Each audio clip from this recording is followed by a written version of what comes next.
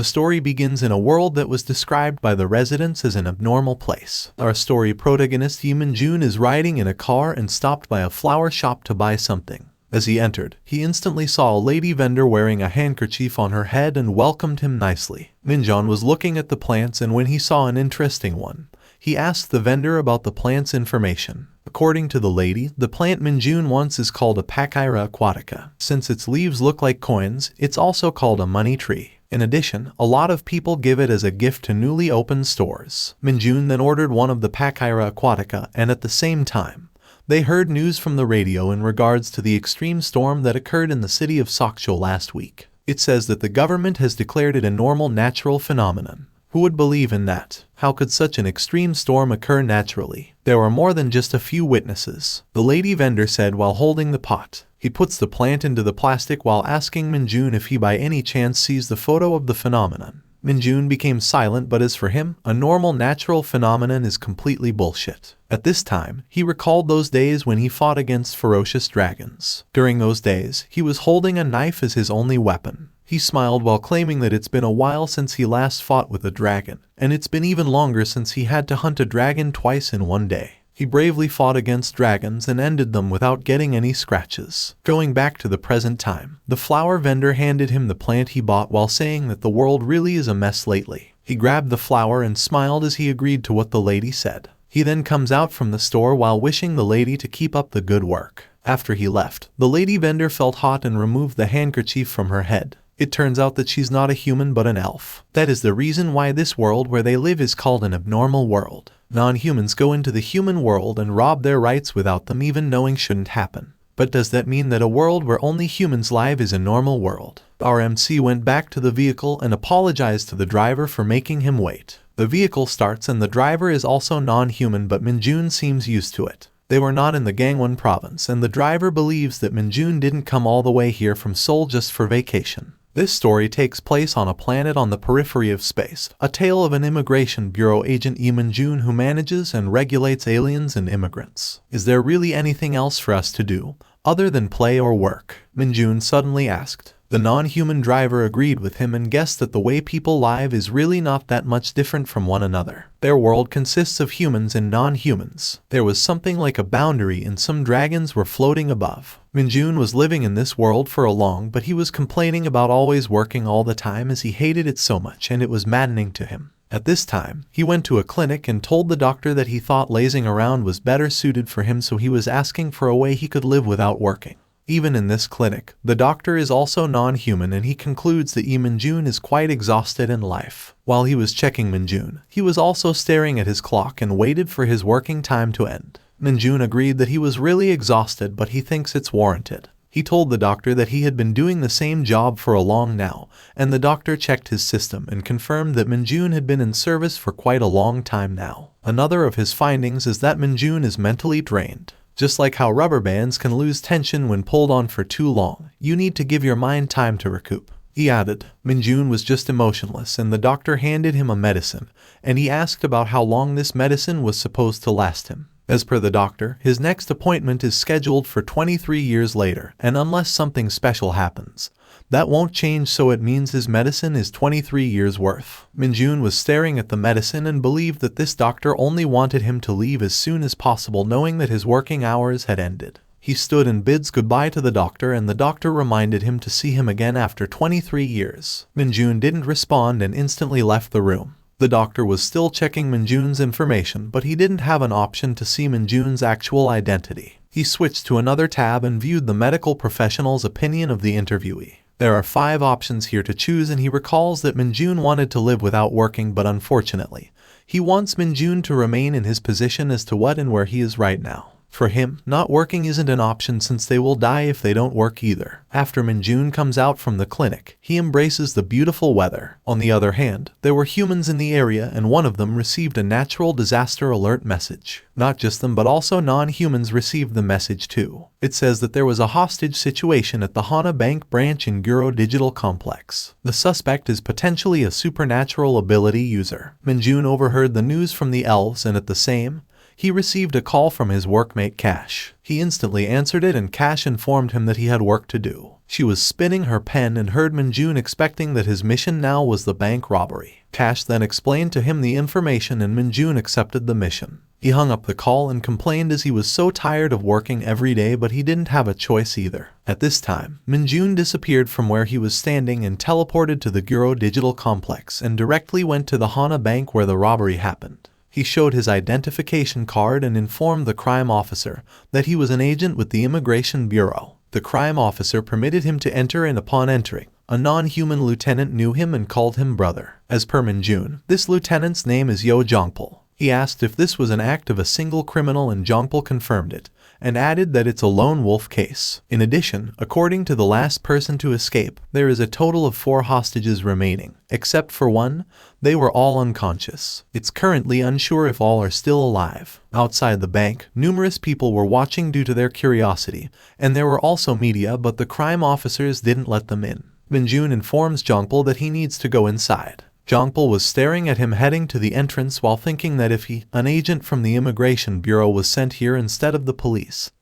He believed that what was in his mind right now was true. Minjun stopped in front of the bank entrance and grabbed 4 talisman scripts and enchanted magical words. The talisman scripts vanished, but there's a red flame appeared heading above and became a pentagram in the sky. The center of the pentagram suddenly creates a cloud of smoke and covers the Hana Bank. At this point, Minjun informs the crime officers that he will now head inside. Now, everyone, let's get the nearby citizens to disperse. His operation is now under the jurisdiction of the Immigration Bureau. Jongpul stated. One of his men walked toward him and asked why there was a magician from the Immigration Bureau who went inside the crime scene even though the suspect was only a Korean. What are they teaching you in school that you don't know the difference between the Immigration Office and the Immigration Bureau? Jongpul asked. But his man smiled and reasoned out that he was always busy sleeping in school after working all night. The thing is, the one he was thinking of was the Immigration Office, which takes care of cases regarding people from other countries and uses force if necessary. And as per Jongpul, Minjun is an agent contracted with the Immigration Bureau. He also explains that the Immigration Bureau is an agency to deals with people from places much further away than other countries. And for him, Minjun seems like an unwelcome guest from much further away. Minjun was already inside the bank and saw unconscious employees. He was currently watching the crime video on his phone and found out that the suspect was No Jeonggu, a 21-year-old unemployed person.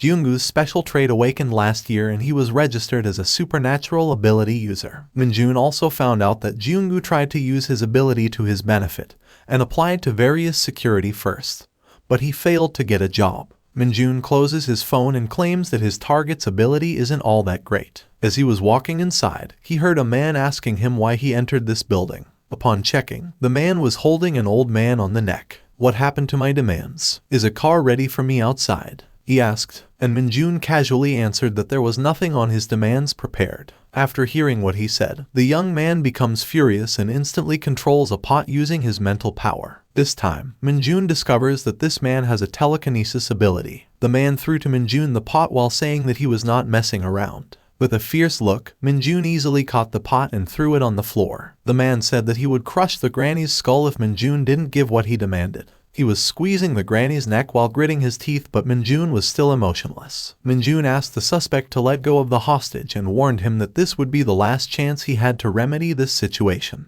Minjun promised him that he wouldn't be killed if he surrendered himself. The man doesn't have any plans to surrender. He controlled numerous things while strangling the granny. He then throws all the things to Minjun, but Minjun remains calm and gets another talisman script and throws it on the wall to create a barrier. The things that the man threw ended up broken and he was dumbfounded knowing that he could not defeat Minjun. He was standing still with the granny, and Minjun this time got a knife and ordered Jeonggu to let the hostage go. "So you were a dog of the Immigration Bureau. I don't believe it. How did you recognize me at a single glance?" the granny said, and it turned out that he was the suspect named Jeonggu that only transformed his body into a granny. "You'd have to be stupid to not notice," Minjun replied, and Jeonggu just chuckled. At this moment, the young man who is the real hostage comes back to his senses. He recalls that he came to this bank to get government assistance for applying job, but Jeonggu came up to him and said that he had something on his clothes. Jeonggu was smiling ironically and something strange came out from his neck and was struck from the young boy's hand. The boy pulled away his hand and was confused about what was going on. He was suddenly slammed into the corner while he was still staring at his hand. I had you in a trance all nice, but that's been ruined now. I thought you were blabbering about useless things, Jung-gu stated and sighed in disappointment. According to Minjeon, Jung-gu was charged with 3 counts of attempted manslaughter, 12 counts of manslaughter, 49 counts of robbery, possession of illegal books, as well as illegal entry into a primitive dimension. And that includes all the crimes he committed on Earth. Minjeon glanced at him without any emotion while holding tight to the knife and cut his hand. He dropped the blood on the ground and Jung-gu was staring at him and felt some ominous energy. He is clueless about what Minjeon is planning, but he's planning just to watch and take it head on. He glanced back to his hostage and suddenly used the strange thing on his neck to strike the boy mercilessly. The boy cried as he suffered in agony. Jung-gu was staring at him and believed that if he squeezed out the power of the boy he instinctively saved up, he might be able to kill Minjeon even if he was an Immigration Bureau agent. Jung-gu successfully possessed the boy's telekinesis ability and combined his power to attack Minjeon's barrier. The barrier slowly crumbled and destroyed, so his attack went toward Minjeon, but it didn't hit Minjeon at all. Minjeon was still dripping his blood on the ground while enchanting magic words. His blood suddenly emerged red and black smoke and he was able to grab it with his hand. Jung-gu feels terrified knowing that Minjeon is doing black magic. This magic is a manifestation of the life force that's been robbed from a sacrifice through pain. In most countries, it's illegal with the exception of when the sacrifice is on the caster himself. Jung-gu deduces that Minjeon is a human who wastes decades of his own life to catch a small fry criminal. At this time, Minjeon summoned a monster above him. He was staring at Jung-gu with a fierce look and holding tight to the knife. Jung-gu was now scared of him and he couldn't believe that Minjeon would throw away decades of his life to catch a nobody like him. Minjeon this time raised his hands and controlled the monster above him. He ended up falling on the ground with his body started to melt. He now admitted the fact that he underestimated Minjeon's ability. While staring at Minjeon, the monster struck his head. "It hurts to be bitten by someone you look down on, doesn't it?" Minjeon said. Jung-gu asked to let him live in exchange for some reward. And since Minjeon was curious about what reward it was, he bent down and asked Jung-gu. As per Jung-gu, there are a lot of criminals flocking to Earth because the best fortune teller in the dimensional system had a premonition. In addition, in the periphery, the border of the dimension, there is a soul fragment that the most notorious criminal in history dropped while fleeing. He let Minjeon know that a hint to the location of that soul fragment is in his transcript. And if Minjeon is going to sell it, the people looking for the fragment would be lining up for him. Jung-gu is willing to give it to Minjeon as long as he will live. "Do you think the committee would do nothing during the time it takes for me to receive and sell that? I would probably have a larger bounty than you placed on me," Minjeon answered. He stood as he believed that the word he heard was more than enough. Upon seeing his hand, Jung-gu couldn't believe that he remained unharmed after cutting himself, knowing that Minjeon was a human. Jung-gu believes that the vitality that is used for black magic can never be returned, so he couldn't believe that Minjeon's hand is still fine. He then screams in shock as he realizes that Minjeon isn't a human. "What race are you?" he asked, but he didn't hear any answer from Minjeon since the monster already ended his life. Minjeon clearly heard Jung-gu's question, but even he, himself, doesn't know what race he belongs. Jung-gu was already dead and his blood splattered on the ground. Minjeon was staring at Jung-gu's dead body while wondering if the hostage was still breathing. "So your crimes were something you could get pardoned by simply robbing a few banks," he uttered. He felt sad as he was very jealous knowing that Jung-gu had a simple job, unlike him who needed effort and time. After killing the suspect, the smoke covered the building also vanished. Minjeon comes out from the bank and all the crime officers ask him if the crime is over. Minjeon answered yes and told Jongpul that he would leave the aftermath to him. Jongpul also asked about the suspect and as per Minjeon, the boy was still breathing. "What a relief. I was just hoping that I would never have to be around to see a boy with a hole through his forehead," Jongpul said while scratching his head. Minjeon then let him know that the hostage's head was safe, but there are some holes everywhere on the hostage's body. "I've told you this multiple times before, but it's hard to do these types of jobs if you're soft like that,"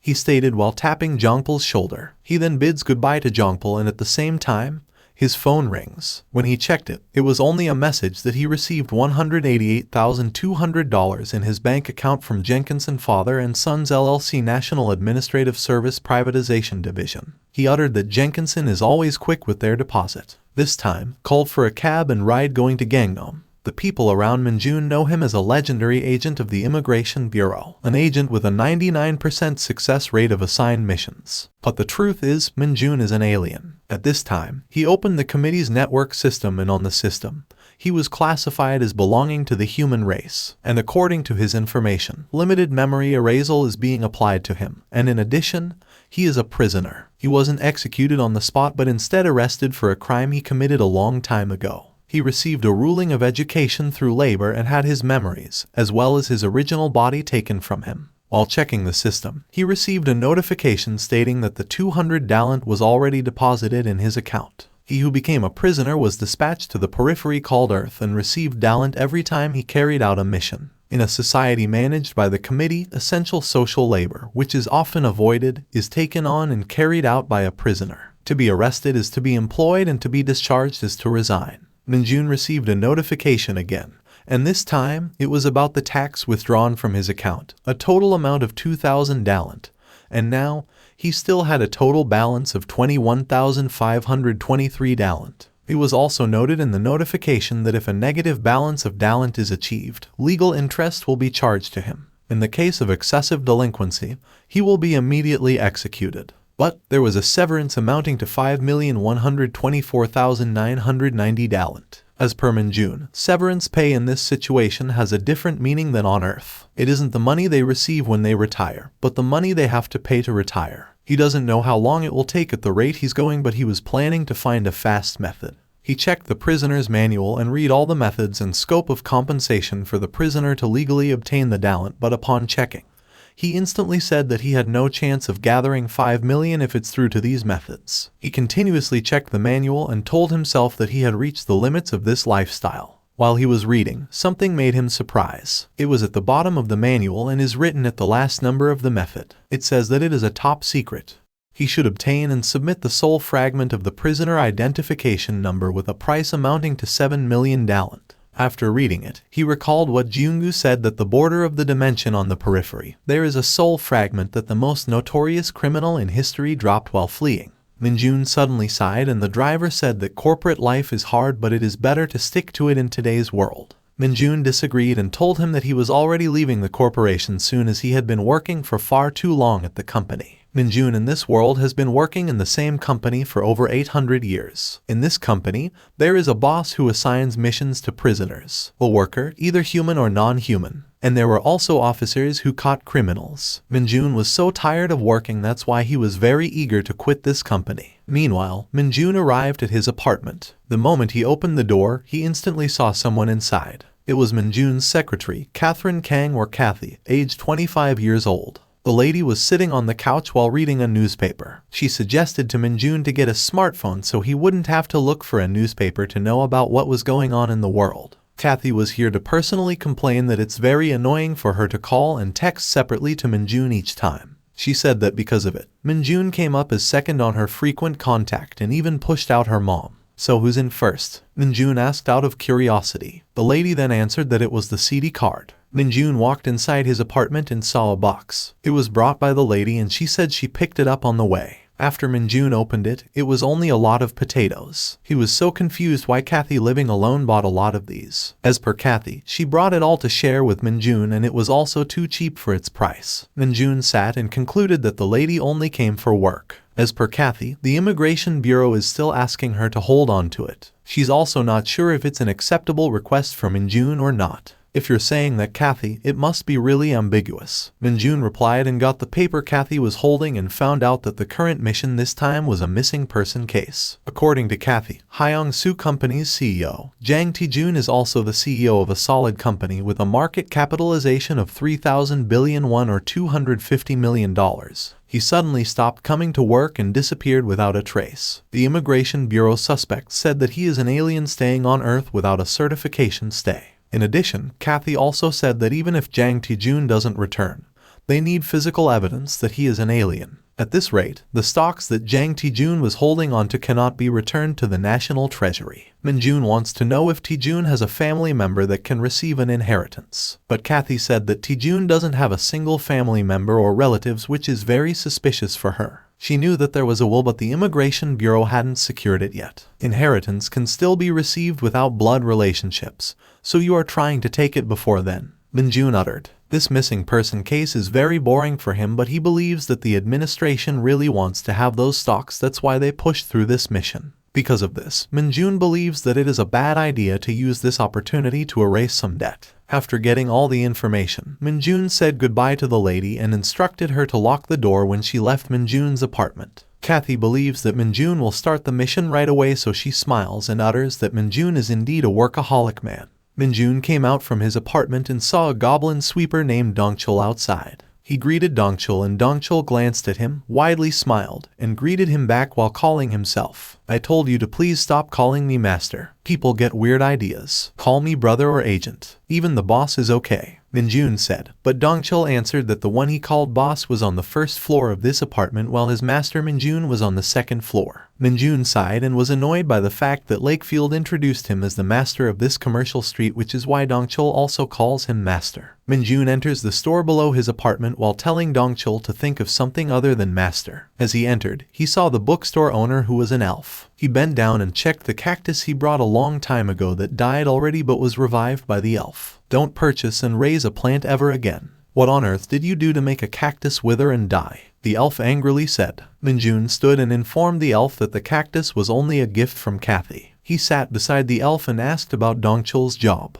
They both glanced at Dongchul, who was happily sweeping the street, and at the same time, the elf answered that Dongchul was definitely working hard. The elf instantly changed the topic as he believed that Minjun didn't come to only have a casual conversation. I'm looking for someone. I came because this is your specialty, Minjun answered. He then gave the person's information to the elf, and the elf swore to help as much as he could. To pay for his kindness, Minjun decided to lower his rent for this month. That's fine, even I have some shame. If you were to lower it any more than it is now, it would be practically free, the elf stated. He then summoned a spirit to ask for some help. It was the spirit of a young lady elf. Minjun was just silent upon seeing the summoned elf, knowing that it took the form of the existence that the summoner misses the most. For summoning a spirit quickly, he believes that this elf man's skills are getting better day by day. As per the elf, it happened because of concentration and practice. At this point, the elf shows the missing person's picture to the spirit elf, and the spirit was staring at it for a minute. After a minute, she giggled and suddenly fled to find the missing person. Minjun then gave thanks to the elf for helping him. Meanwhile, Dongchul disappeared from the street and went to the second floor. He knocked on Minjun's office and Minjun permitted him to enter. As per Dongchul, the elf whom he called boss is asking Minjun to go down for a bit. Minjun then immediately went downstairs, and the elf told him that he already found the missing person. Minjun was glad and acknowledged him for doing his best. The elf then asked him about his plans with the man, and Minjun answered that he would interrogate the person. Oh, really? Then it might be better to bring in some other experts, the elf answered. Minjun agreed and was about to ask the elf to help him once more, but the elf cut him off and said that he was already at the limit on helping Minjun. Minjun asked if the missing person was a human, but the elf said that the person could not be called a human. Minjun didn't waste more time and went directly to the missing person and discovered that this person was hanging on the tree. Minjun was standing in front of this man and turned on his phone to call Kathy. He informed Kathy that he already found Jang Taejun lifeless and had a letter in the back pocket of his pants. As per Minjul, there's nothing useful on the letter other than referencing that he wrote down a separate official will. The Immigration Bureau still hasn't secured the will, right? He asked, and Kathy answered yes and added that it's stored in the VIP safe at Chuncheon Bank's headquarters. As per Minjul, they wouldn't be able to get it even in a second life if it was at the Chuncheon Bank's headquarters. Kathy then told him that she would contact the Immigration Bureau and put in a visitation request. On the other hand, Minjul suggested that they search a bit more for evidence that Jang Taejun is an alien,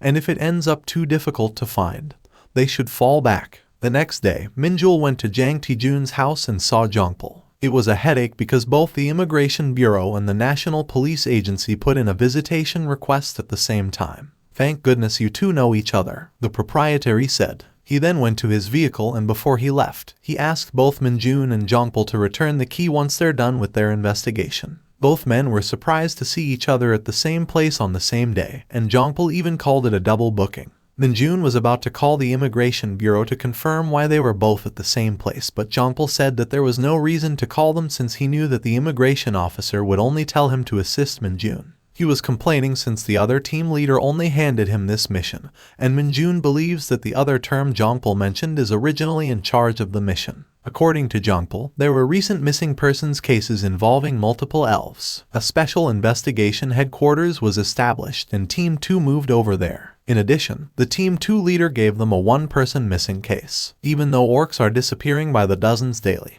he still believes that Team 2 Seconds leader probably had a good idea from the start that this case would be passed over to the Immigration Bureau, so they handed it to his team. I know this isn't what you want to hear right now, but it's better for me that it's you, Minjun stated. For him, he'd rather work with Jongpul than with some clueless guys. While they were heading inside, Jongpul received a call from his team leader. Upon answering, his leader informed him that there would be an agent from the Immigration Bureau at Jang Taejun's place, so he should fully cooperate with the agent. Jongpul wasn't shocked at all, as he already expected what his leader was about to say. Yes, understood, he answered and dropped the call. They then continue to head inside while Minjun suggests splitting the reward once the job goes well. But then, Jongpul says to him that there's no need since they have known each other for so long, and what he only wants is a big glass of alcohol. Alright, then why don't we go earn our alcohol money? Minjun responded. They finally entered the house of Jang Taejun, and Minjun used some magic to see if there was anything suspicious. While he was busy checking the things inside the house,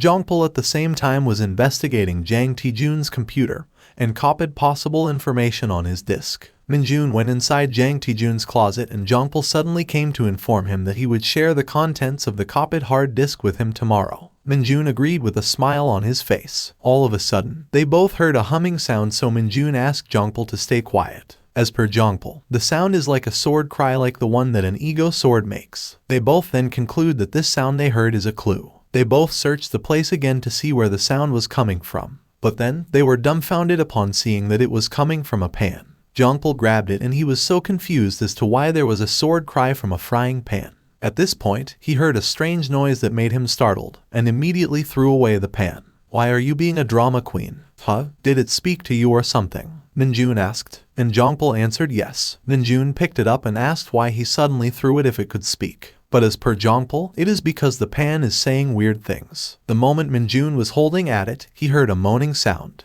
He was also startled and threw it away. They are both speechless while staring at the pan on the ground. After a few minutes, Minjun breathed deeply and got the pan to ask it if it was fine. The frying pan answered yes and gave thanks to Minjun for asking him. The pan also let Minjun know that he is the copied consciousness and memory of Dignob al-Chatikyu, the famous chef representing the Eli Dome dimension. He also claims that he is an artificial intelligence-equipped cooking tool. After explaining, the pan smiled and winked at Minjun. Minjun recalled the time he saw Taejun's body that was hanging on the tree and realized that it was fake. He was staring at it while admitting the fact that the body is really well made, as there are no signs that it's just a fake body. It also comes to his mind that it was homunculus. The body was made using CEO Jang Taejun's registered DNA, and he believes that he can confirm it's really Taejun if they can investigate further. He was confused about why Taejun waited a week after his disappearance, was widely known to hang a fake body on a hill away from his house. But more than that, he wondered why would someone do something like this, theorizing that Jang Taejun was an alien and hung a fake body. In a situation like this, those who have something to gain are called the inheritor, who will become a major shareholder in a company with a market value of 300 billion won. Those that have something to lose is the government that is unable to return the assets of an illegal alien to the national treasury. But Minjun believes that it is impossible for a company with a market value of 300 billion won to make a homunculus on Earth. If it's Korea, that means funds and technology on the level of at least the 7 major conglomerates are involved. The scale became too large with the appearance of homunculus, as per Minjun. While staring at Taejun's fake body, he decided to look further into the case, and if it didn't seem possible to find out the truth about Taejun's real identity, he was willing to back out of it. At that time, Taejun walked away and was hoping that a useful clue would come up in Jang Taejun's house. Going back to the present time, Minjun decided to interrogate the frying pan. The pan said that he was sitting in Taejun's house, collecting dust for so long, and it's been a while since he felt the touch of someone, so he got a little excited the moment Jongpul and Minjun grabbed him. Minjun is staring at the pot and concludes that the level of completeness of the ego is significantly high. These types of objects are difficult to acquire on Earth, and because of this, he believes that there is a good chance that Jang Taejun is an alien. According to the frying pan, he is not only equipped with the knowledge of 1.92 million recipes representing 245 dimensions, but also has an ultra-thin vibration function that allows the creation of masterpiece dishes just from holding him. This frying pan can see and record objects within a 3-meter radius, so he can also give advice when purchasing ingredients. It can also understand and interpret any language through contactless telepathy, so there's no reason for it to worry about any communication mistakes. He also informed Minjun that Taejun used him often. Minjun wanted to ask more questions about Taejun, and Jongpal couldn't believe that Minjun was able to keep holding the pan. As per the pan, he's willing to answer Taejun, but he wanted to have one request. He wants Minjun to throw him on the floor one more time like what he did a while ago, as he needs more stimulation. After a while, the frying pan explains about Taejun. He said that Taejun looked like a completely normal human to him, from the moment he first met him to the last time he saw him. Minjun asked when he was the last time saw Taejun, and the pan answered that it was a week ago at around 2 a.m. He saw Taejun leaving in the middle of the night without even getting in his car. He was thinking to himself, what kind of promise does Taejun have to leave at such a late hour? The day after Taejun left, he felt a presence in the living room, so he relaxed, assuming nothing had happened. Minjun was confused and asked Jongpal if anyone had entered Taejun's house about a week ago. As per Jongpal, he already checked the security camera outside. After Taejun leaves the house, today is the first time that these doors have been opened again. Upon hearing it, the frying pan realized that it wasn't Taejun who came back to the house, but he could at least differentiate that much. He said that the person who came kept appearing in the middle of the living room every day, and would thoroughly search the house as if they were looking for something. After that, he would disappear at dawn. The mysterious person did it for 5 days straight but didn't show up in a recent couple of days, as if he had given up. Since he doesn't have a night vision function, he doesn't see the face of that person. However, looking at his body type, he believes that it was indeed a human. Minjun this time concludes that the person used warp-type magic, knowing that he entered without opening the door. Since the one who was holding the pan was the only one who could hear what the frying pan said, Jongpal asked him about the pan's statement. Minjun then informed him that there was someone who searched the house before them. No matter how he looks at it, there's no doubt for him that the person who entered and left the house using warp magic. Up until now, Minjun was looking for magic currently active in this place when he should have been searching for magic that was activated in the past. He then activates a power, and Jongpal is confused about what he is doing. Minjun then explains that there's a thing called the spirit world that overlaps with the material world. In the same way, stepping on wet dirt leaves a footprint, magic leaves a trace in the spirit world. Now, he needs to find that trace so he can find out who was the person who entered this house. He walked heads to the living room since the frying pan mentioned that the person who entered always appeared in the living room. He ironically smiled as he easily found the trace. He found 10 traces of warping that perfectly aligned with the story that the person appeared and left 5 times. Jongpal, I found traces of warping. Let's pursue this for now, he said. He also decided to hold on to the frying pan for now since it's the only evidence they have. They come out from Taejun's house and Minjun puts the frying pan in the trunk of their vehicle. They both get inside the car while the pan is humming. While heading their way, Minjun instructed Jongpal not to touch the traces unless it was absolutely necessary. Brother, can all magicians normally do that? Is it that easy to find warp magic that was activated days ago as well as locate where they were connected to? Jongpal asked. As per Minjun, not everyone can do it. He can say it since he also has some experience. At this time, they were following the trace, and since only Minjun could see it, he instructed Jongpal to where they should go. At the same time, he asks Jongpal if he's really going to retire after 5 more years, and Jongpal answers yes, knowing that he's an orc that has the benefit of aging slowly but goes in the blink of an eye. He wants to get his pension and live peacefully after 5 years. Minjun doesn't know if all orcs are the same, but he notices Jongpal is keeping being lively. He suggested that Jongpal to come work at his office once he retires, but Jongpal asked him if he still remembered Jongpal's family motto. And as per Minjun, Jongpal family's motto are too many, so there's no way he can memorize it all. You know your place in life, Jongpal uttered. But he didn't explain further, knowing that his mother would go hysterical if she heard him even talk about it. It was because there was a time he suppressed a drunk person and they wrote an article saying an orc cop beat up a human. They were already halfway and heard the huge speaker. Someone stated that for humans, a political party for humans, by humans, and the Earth was originally a world for just humans. Minjun heard the statement and decided to open the car window. He heard that it was a candidate of the human-centric part, Choi Teak. He vows that he will consolidate all political power back to humans. Minju and Jongpul were both speechless, and only the frying pan created noise inside their vehicle. Minjun asked to turn on the car radio and heard an announcement about the United Galanko Dimensions Royal Princess Vermes visitation plan. It says that there are suspicious that this visitation is preparation for another mass immigration, though the United Nations has denied it altogether. Minjun was very serious while listening to the news, and it also added that the Ghost these days has yet again held another guerrilla demonstration in front of the Nation Assembly. In addition, they are demanding the right to exist as well as equal status in their right to life, as well as the withdrawal of the amendment to the law to prevent invasion of privacy by cognitive ethereal bodies. That was already submitted to the National Assembly. After a few minutes of traveling, Minjun asked Jongpul to stop the car. He was staring at the traces, and from this point on, it splits into 10 different paths. Jongpul comes out from the vehicle and realizes that they are not in the Orc community. Minjun believes that the suspect they were searching for must have set up a temporary residence nearby, since he went back and forth for 5 days straight. For that purpose, Minjun believes that this neighborhood is the perfect place. He was glad that there were no traces of invisibility magic near the gates. For them to find out the path that the suspect took, Minjun concludes that they should check the security cameras in this neighborhood, so he asked Jongpul to do it. Jongpul agreed to him, but after he checked it, he returned to Minjun and informed that there were not even 100 security cameras in a neighborhood this large. You should already know. At the end of the day, Orc neighborhoods are just, Jongpul stated, but Minjun cut him off as he realized why Jongpul's reaction earlier they came here seemed disappointed.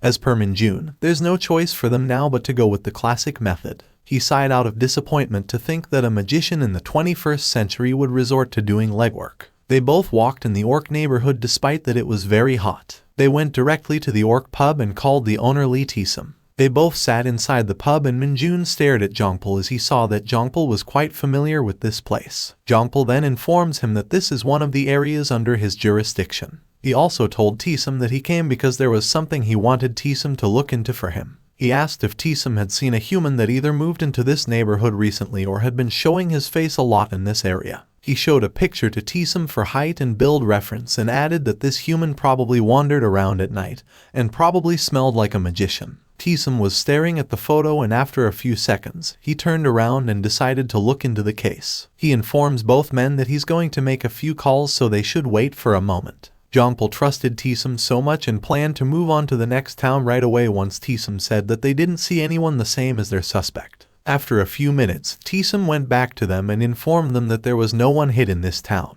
but someone said that they saw someone similar in District 3. Minjun was glad knowing that Tisum was faster than he expected. Jongpul and Minjun went directly to the District 3 and talked to the landowner. However, the landowner said that people don't go out a lot at night in the Orc community due to poor public safety. They were in front of a huge building, and Jongpul concludes that only a thug would have seen their suspect. While staring above, Minjun suddenly uttered Jongpul's name. Jongpul glanced at him and asked him, "What's the matter?" "I think we found him," Minjun answered. He can still see the trace, and he's very certain that it's the guy on the 3rd floor that warped around. He believes that the suspect is just sleeping right now, so he decided to go in and catch the suspect. When they arrived at the suspect's room, Minjun was annoyed to discover that the suspect set up all sorts of barriers and seemed to have gone with quantity over quality due to his lack of skills. He immediately got his knife and possessed his magic power as he was planning to disarm the barriers one by one. Minjun started destroying the barrier, but he was alarmed when he sensed the suspect was doing something. He pulled his knife while smiling, knowing that the suspect was very quick to catch on. He then instructed Jongpul to stay behind him since he was very sure that the suspect was trying to run. At the same time, he struck his own hand and enchanted some words. His monster is instantly summoned and squeezes the door. A golden light emerges the moment the monster slowly destroys it. Minjun was staring at it and patiently waiting, and the moment it opened, a sudden explosion happened. The door was now opened, and Minjun was angrily staring at the man inside the room. This man was topless, and in front of him was a portal. This man grits his teeth out of annoyance, but he instantly changes mood while teasing Minjun by saying that Minjun cannot be able to catch him. Minjun used another technique that created a black strip, and while the suspect was trying to escape, Minjun was able to catch his foot and pull him back. He was slammed into the wall, and Minjun spun him around using the black strip. He fell on the ground, but he was already covered with the strip. Minjun smiled and declared that he had caught the suspect easily. Meanwhile, Minjun removed the strip from the suspect's whole body and tied his hand. They let the man sit on the bed while interrogating him. Jongpal paused upon realizing that this man was one of those troublemakers in society because of the tattoo on his chest. Minjun asked if the society he was referring to the criminal organizations comprised of supernatural ability users. Jongpal answered yes and added that the organization is called the Hung Clown Society, a group made of the world's scumbags. Other than that, he informed Minjun that the suspect's phone was clean and didn't seem like they'd find anything by searching this room, since they have confirmed that this man is part of a supernatural criminal organization. Jongpal declares that this man's Fourth Amendment right be restricted effective immediately. The man wasn't guilty at all and even had the guts to curse Jongpal. Why did you search through CEO Jang Taejun's house? Where is he right now? And who ordered you to do this? Jongpal asked. But as expected, the suspect won't say anything. He said that it pisses him off seeing non-humans act like people when they're not. What makes him more annoyed is seeing an orc in front of him acting like a cop. If this is how he wants to do this, we have no choice, Minjun said. Jongpal was holding a hammer and agreed to Minjun. Minjun was confused as to why Jongpal pulled out a hammer, and he concluded that Jongpal was planning on questioning the suspect while busting the suspect's kneecaps. Is this not your style? Jongpal asked, and Minjun gets his knife while asking Jongpal to put away the hammer as he has something much better planned. He cuts his own wrist and enchants words. After doing it, his hand became dark. By just moving his hands, the suspect felt severe pain. He was so annoyed as he had an idea what Minjun was doing right now. Huh? You actually know what I'm doing. Not bad. Well, do you want to talk now then? Minjun said. But the suspect was too stubborn and didn't want to say anything despite the pain he felt. At this point, a bug comes out from Minjun's index finger and he points it to the suspect. The suspect was staring at it. He felt a little bit frightened but still tried his best not to speak anything. He inhaled and the bug moved his long sharp stung. The bug attacked the suspect's nose and Minjun then asked Jongpal to turn on a recorder real quick. Jongpal handed him the recorder while the suspect was screaming so loud due to the agony. He was drooling unintentionally while something on his head was about to pop out. Minjun turned on the recording and chanted more words of magic. The suspect's head popped up and Jongpal asked what the strange thing went inside the suspect's head. Minjun answered that it was a happy bug. Depending on the region, it's also called the morphine worm, Eden's apple, paradise knocker, and whatever. It's a bug that can directly stimulate one's brain to give them the strongest, most stimulating happiness possible. It was the spell that he recorded so it could be used over and over. At this moment, the criminal saw a perfect, truly joyful illusion that he desired. Both Jongpal and Minjun were waiting for this suspect to spit anything. He was still drooling and suddenly screamed in pain. Please, please let me go back. I don't like it here. Please, let me return there again, he stated since he saw scary things that only he could see. Well then, why don't we start this over? Minjun answered. He promised to let this criminal go as long as he will tell everything about Jang Taejun's case. He was still holding the recording and he said that as long as he continuously played it, the bugs inside the suspect's brain would be triggered and move again. As per the suspect, he doesn't know where Taejun is and he was only hired to find the secret safe inside Taejun's house to bring everything inside the client. Minjun was thinking about the secret safe but he didn't find anything even while he was searching the time he was at Taejun's house. He asked the criminal about the client he mentioned but the criminal also said that he didn't know the names. He had one thing new about his client and Minjun was shocked upon hearing it. Jongpal was annoyed and pulled the criminal's hair as he thought that the criminal was just joking around to annoy them.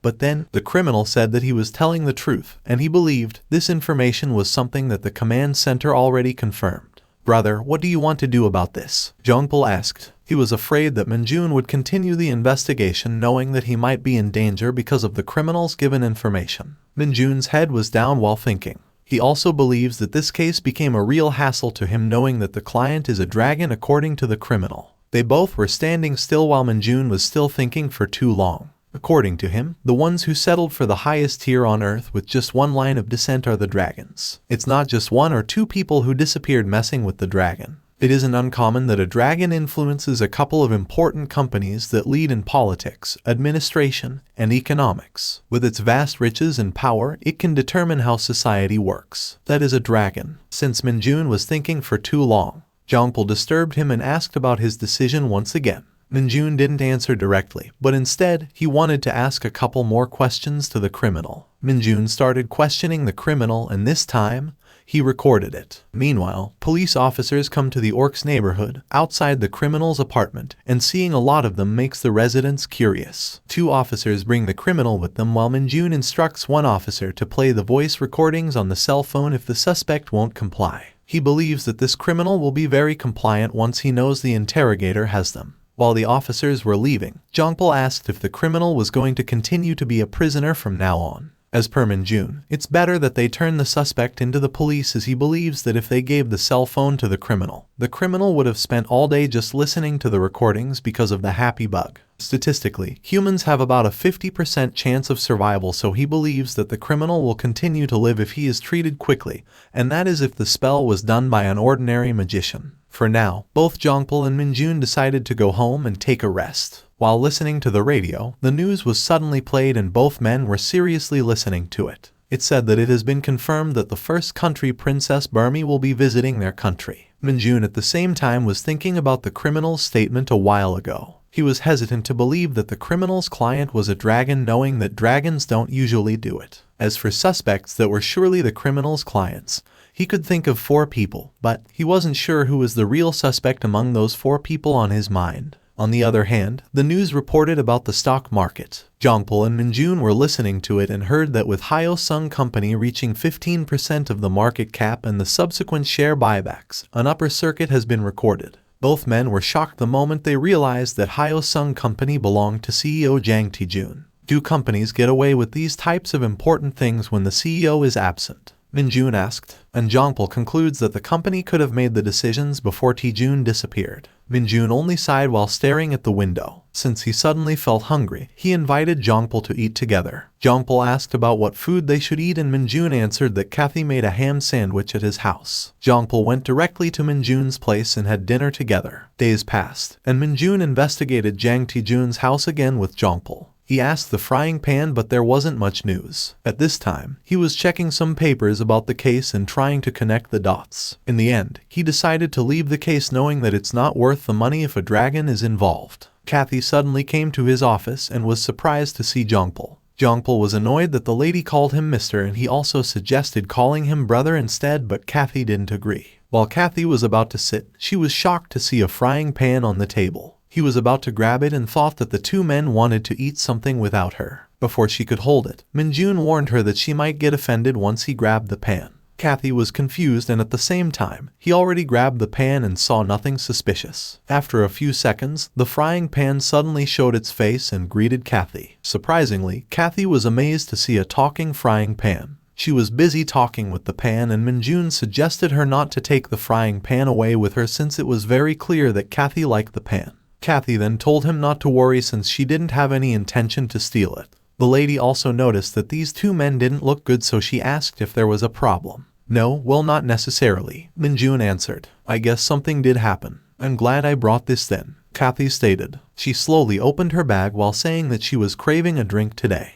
Jongpal refused to drink with her since he needed to drive, and Minjun also refused since he was not in the mood for a drink either. Kathy opened the plastic and grabbed out the alcohol. It was a Kingsley Ashton, a 37-year-old dwarf Meister selection. Upon seeing it, Jongpal instantly asked Minjun to buy some ice, and as per Minjun, he already had ice in the fridge, but he needed to go buy some food to complement the alcohol. After 5 minutes, Minjun went back to his office and brought some food as he said. They immediately start drinking and feel drunk after a little shot. It was almost night and the 3 were done drinking. Minjun was lying on his bed and he felt so tired. He cannot remember why he decided to drink, and he even accused the Prince of the Gram Empire for forcing him to drink. But then, he realizes that it happened 250 years ago. Now, he was thinking if he drank to forget the whispers of apparitions that the necromancies cursed onto him, but he instantly realized that he was the earth now with the name Minjun. The next day, Minjuk woke up as he heard someone knocking on the door. As he opened it, he saw Donchul outside, holding a newspaper, and said hello to him. Minjun is staring at the newspaper and believes that Donchul came just to give the newspaper to him. I told you that you don't have to do this every morning. I can get it in my spare time,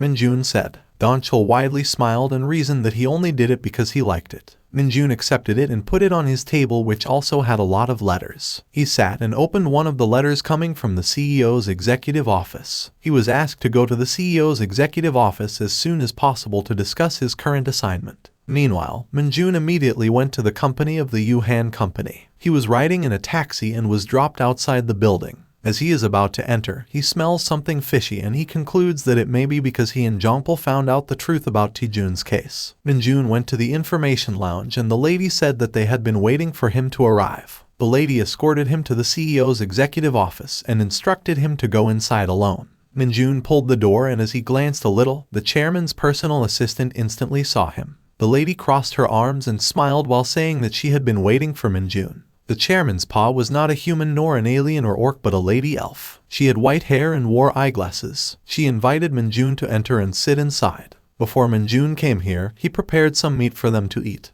He was using his fighting knife and while he was cutting it, Kathy was staring at him with annoyance and suddenly asked him to use a different knife, but Minjun didn't want since this knife is the best for him. Kathy insists on changing it since she remembers that Minjun said back then that this knife was an artifact used for human sacrifice a long time ago. As per Minjun, he did some modifications on this knife so it always has a slight pulse of mana flowing through it that automatically kills bacteria. While talking, Jongpul was sitting on the couch while watching television. Minjun glanced at him to ask if he's still planning to go back to the station today. Jongpul said yes as he had to go report that they were dropping this job. He was watching the news and the report said that the elf actress Aranda Serapi has been selected as the Hermex Muse and completed shooting the commercial for the perfume Jardin des Elves. It says that this new product captures the inherent scent of the elves, but as per Minjun, he wasn't a huge fan of the smell of elves. Now that you mentioned it, I don't smell anything like that on you at all, even though you're a quarter blood,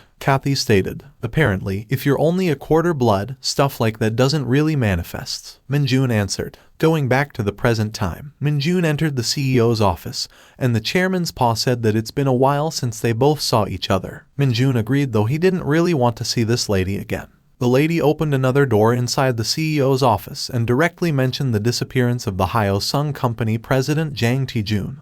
The CEO of Jenkinson has taken a deep interest in it. According to her, after the arrest of the member of the Hung Clown Society, and the info received about the client who put in the request, the CEO immediately requested for Minjun to be assigned to the task. Who do you think is the dragon who put in a request to a criminal organization? She asked. She stated that the CEO is considering Batravia, Hallispard, and Edelines as the three more likely candidates. The suspects she mentioned were also the suspects that were in Minjun's mind. The part he doesn't understand is the reason for the CEO getting so proactive about this case. The lady turned on the projector to explain what kind of company Hyosung is. According to her, their CEO has discovered that the Hyosung Company has a secret task, and the owner himself, Jang Taejun, personally oversaw the proceedings of this task. Well, that's not completely unreasonable, seeing as they're a corporation, Minjun said. As per the lady, the subject of the Hyosung Company's research is the problem. It is because they are researching dragon genetics. Dragons don't get afflicted by diseases, naturally heal most external wounds, and have no known hereditary illnesses, a truly untaintable body. Therefore, there is no need to develop medicine for dragons, nor do dragons volunteer to have their genes studied. A dragon would have had a fit of rage after learning of this, and since the CEO's assistant said that the dragon hired a criminal organization instead, then there's only one question remaining for him that needs to find out,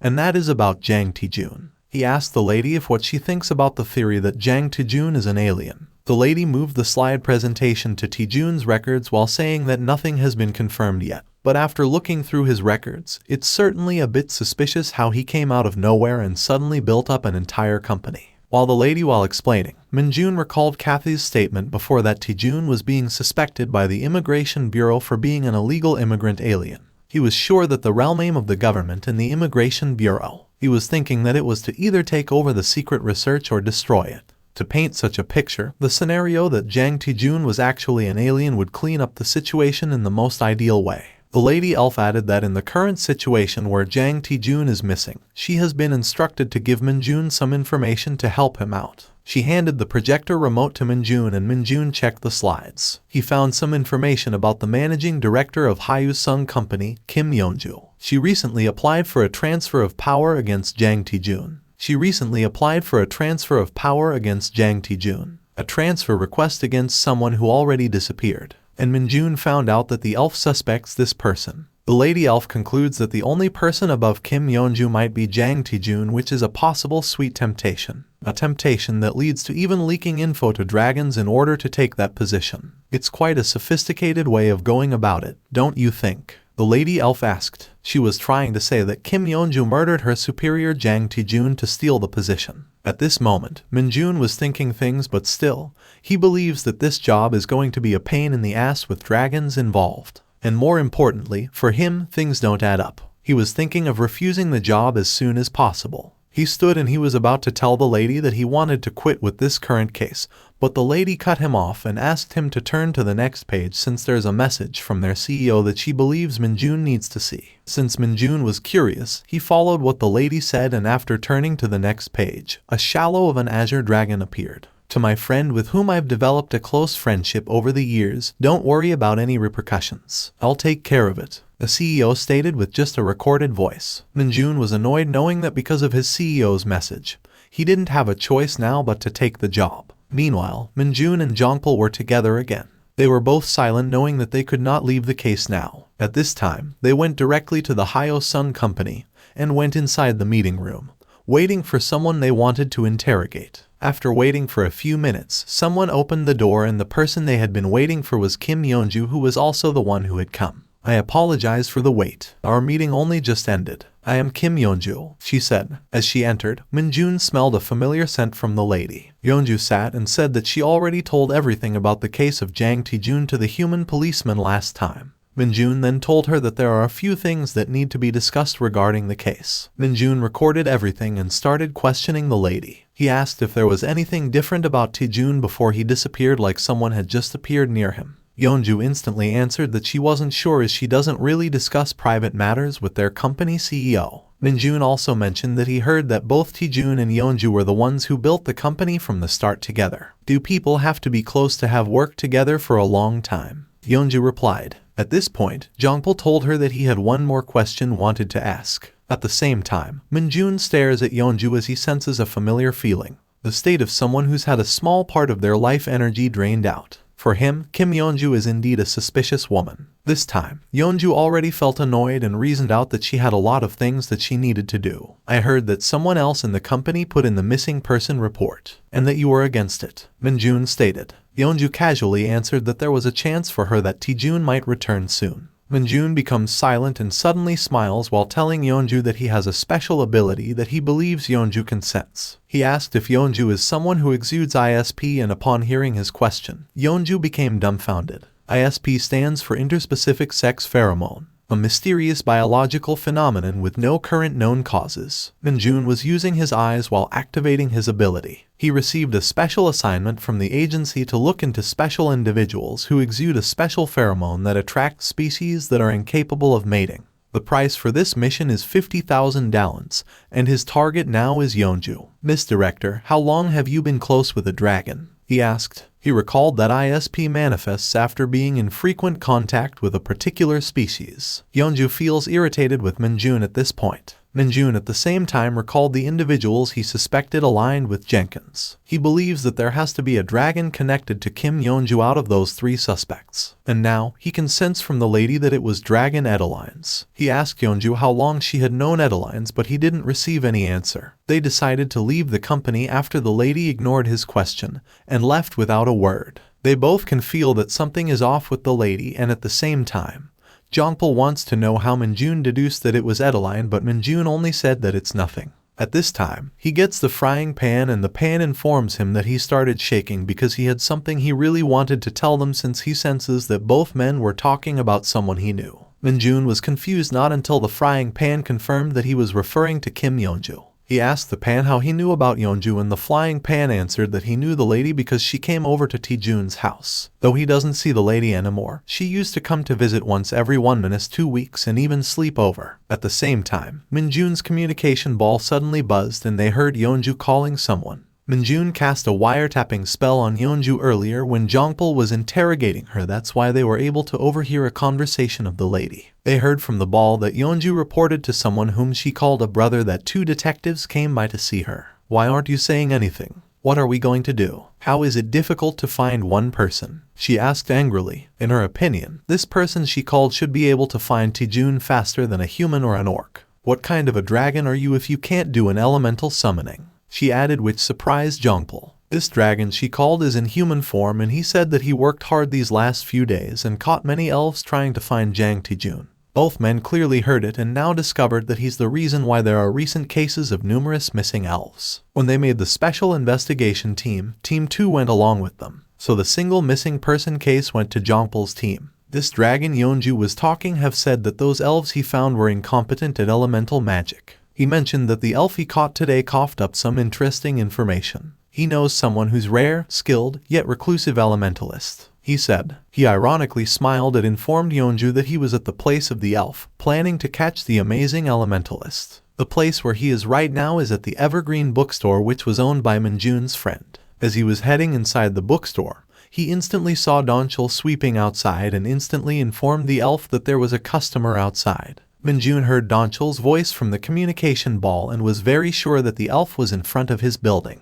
That's all for today. Thank you so much for watching. I hope you guys enjoyed. If you wish to have another part of this recap, please give us at least 2,000 likes. Please don't forget to comment and subscribe to our channel for more content like this. Until next time.